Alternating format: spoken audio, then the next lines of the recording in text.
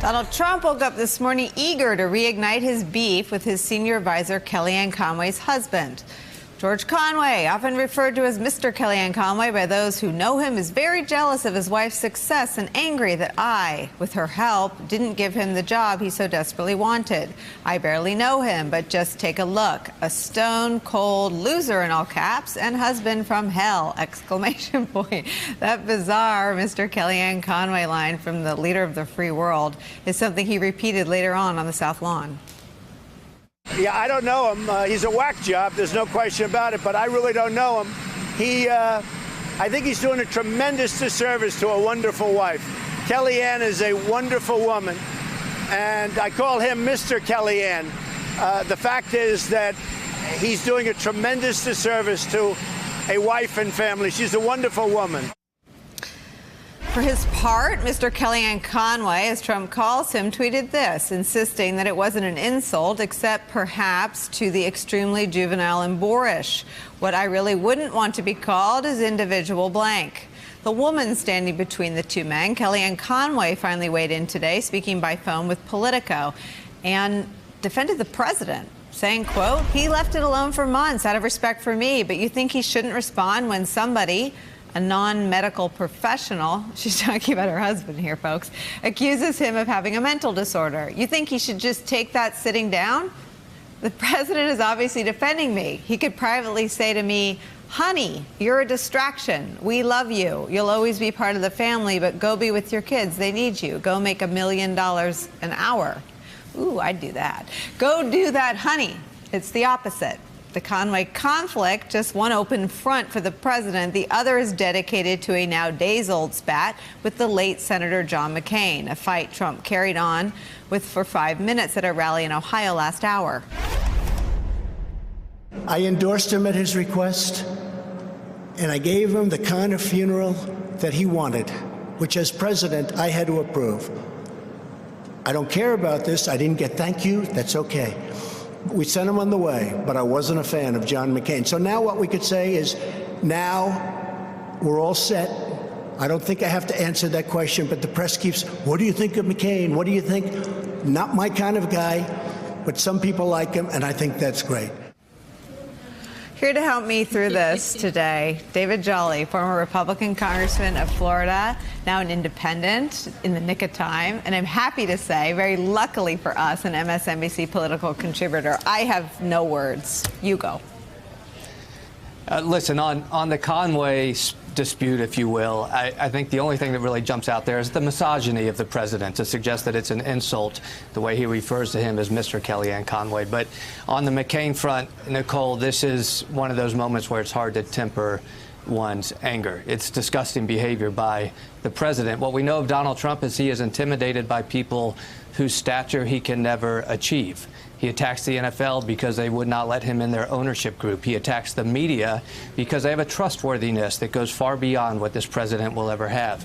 He attacks prosecutors and Mueller because there is finality and permanence to their work that will far exceed the president's fledgling, at times questionable real estate empire. And on John McCain, Donald Trump simply does not have the ability to obtain the heroism and honor and dignity that we remember the former Arizona senator for. No amount of Fred Trump's money can buy for this man-child of a president the honor and the integrity of John McCain. So he acts out. And in Freudian terms, it is all id from this president. It is juvenile, it is reflexive, it is mean. There is no ego or alter ego to balance it.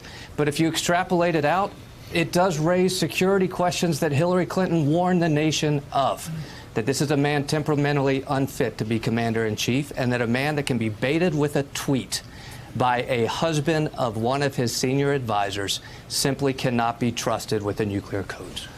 David Jolly, I want you to keep talking. You've given me a pit in my stomach and a lump in my throat, and I want you to talk a little bit on I think the Republican Party is acting like man-children cohorts to this president, and they've gone out and they've huffed and puffed a little bit, but it's been lame, weak, and pathetic. No one has gone to the floor of the Senate. No one has said what you just said. No one has said a fraction of what you just said. Where is Mitt Romney? He had a lame, mealy-mouthed compliment for McCain. This isn't about John McCain's greatness. He's great, and we all know it. This is about the depravity of the United States president.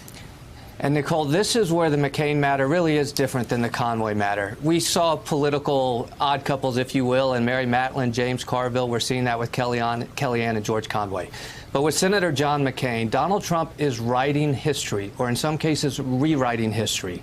And there are 100 United States senators who are allowing him to do that by not speaking up. And they deserve to be held just as accountable as the president, because in their silence, Donald Trump is demeaning the nation's memory of John McCain. And let's be honest, Nicole, if Donald Trump was not president of the United States, but he was a member of the United States Senate, Donald Trump would be less popular among his colleagues than Ted Cruz. But the reason these senators are so quiet is because they are fearful of the political consequences of taking a moral act. Why isn't there a political price to pay for being a wuss? There should. There should be. I mean, You both said the same thing. Congressman, you want to go? Yeah, I agree with there should be. It remains to be seen whether there is or not. I mean, the bizarre thing about the McCain remarks today was the president seemed to be upset that he was not thanked for whatever it was that he allowed. Maybe it was the use of the National Cathedral. I mean, in fairness, Senator McCain was in no position to thank him at that moment. I mean, this is just a He was dead. I mean, what is he talking about? I mean, listen, and I think the George Conway story is connected because George Conway is screaming at the top of his Twitter lungs, the president is mentally ill. So I mean, I think the conduct around John McCain reveals the point Conway's trying to make. Correct. And I would take some issue with Congressman Jolly's, comparison between this and the Madeline Carville thing, the James Carville marrying Madeline, sort of mixed Republican-Democrat marriage. I mean, that was kind of a goofy thing. They went on the speaking circuit. They wrote a book. And, look, there are Democrats and Republicans who get married. This is something much more twisted. It's weird. Seems like they are really kind of I don't know, watching their marriage just sort of dissolve on Twitter. It's just a bizarre, quintessentially Trumpian thing that is happening that, used to be kind of like a Washington trope. Now it's just kind of a weird joke. I said this to you during the break. It's like the C plot of a reality show that I'm desperate to see canceled. It's also offensive. You know this better than anybody working in the White House, and I know this as someone who interned in the White House for a few months.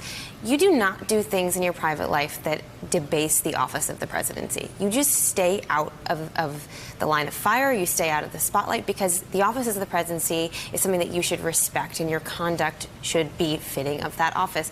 What we see now is disrespectful. It is unhelpful. There are a million things that these people should be focused on. What George Conway is saying is true and reasonable, but this interfighting within a marriage should stay within their house, and it should not be something that should be distracting us from the real issues that we should all be focusing on. I've got no judgment about those two. It's the president inserting himself in the middle of it that's the fingernails on the chalkboard for me, Matt. Every bit of it is disgraceful. The president is always worse when he's punching down, and it's been true in the campaign. It's been true since he's been president. And when you're president, you're always punching down. But he refuses to punch up. He doesn't punch at Putin. He doesn't punch at Duterte. That's exactly right. And you're always punching down. And I think he gets away with it because, with Republicans at least, he from the beginning, say what you want about him. One thing he has always gotten from the day he launched his campaign is the intellectual corruption of the modern Republican Party. Yeah. That he could get away with anything, and if he was successful, they would not hold his feet to the fire and they would not stand up to them. He had to know, watching the way they dealt with birtherism for years as it was infecting their party, when no one in the leadership position would stand up and say it was wrong. He knew that this party was bankrupt and that if he could roll through it, no one would stand up to him, and they never have. Let me give you a quick last word on this, David Jolly. Yeah, look, to Matt's point, and we have to be careful about how we talk about voters and supporters. It was a binary choice in November, but we also do have to look at those who supported Donald Trump at the voting booth and intend to do so again, because this reputation bleeds down to the voters who continue to support this president. Hey there, I'm Chris Hayes from MSNBC. Thanks for watching MSNBC on YouTube. If you want to keep up to date with the videos we're putting out, you can click subscribe just below me, or click over on this list to see lots of other great videos.